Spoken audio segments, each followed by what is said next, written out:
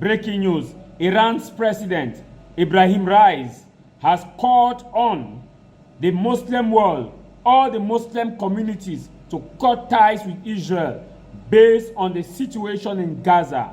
He was speaking over the weekend during a Muslim come together as Muslim countries all converge in Saudi Arabia to chart a way forward to end the conflict between Israel and Hamas in Gaza that has killed more than 10,000 people. In fact, 10,000, and has injured 22,000 people, and has destroyed more than 300 homes in full destruction, not to talk of those that are partially destroyed, and has also displaced millions of people as far as the conflict is concerned. And according to Iran's president, that sanctions must be imposed on Israel, and he called Israel a terrorist nation, and that Israel is a terrorist nation. I want you to listen to what he said, and also as far as this is concerned, that Israel must respect. Dozens of leaders from Arab and Muslim countries gathered in Riyadh on Saturday for a joint Islamic-Arab summit to discuss the Israel-Gaza war. They called for an immediate end to military operations in Gaza and declared that Israel bears responsibility for crimes against Palestinians. The Middle East has been put on edge since Hamas fighters rampaged into Israel on October 7th, killing 1,200 people. Israel has escalated its assault on Gaza, where over 11,000 people had been killed as of Friday, 40% of them children, according to Palestinian officials.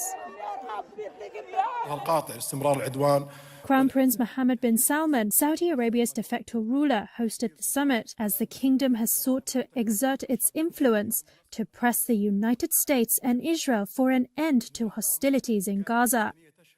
In an address to the summit, Prince Mohammed said the kingdom affirms its condemnation and categorical rejection of its barbaric war against our brothers in Palestine. Palestinian President Mahmoud Abbas said Palestinians are facing a genocidal war and called on the United States to end Israeli aggression.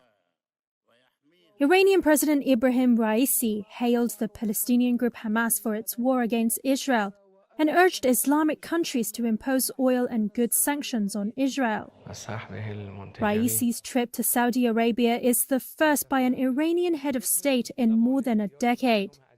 Tehran and Riyadh ended years of hostility under a Chinese-brokered deal in March. The war has upended traditional Middle East alliances as Riyadh has engaged more closely with Iran.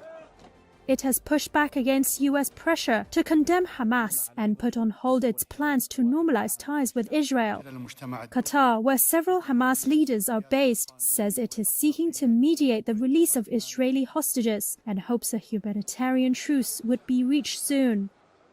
Hamas had called on the summit to take a historic and decisive decision and move to stop the Zionist aggression immediately. Arab foreign ministers were divided, however. Some countries, led by Algeria, called for a complete cut in diplomatic ties with Israel, two delegates told Reuters. Other Arab countries pushed back. Many have established diplomatic relations with Israel. They stressed the need to keep channels open with Netanyahu's government.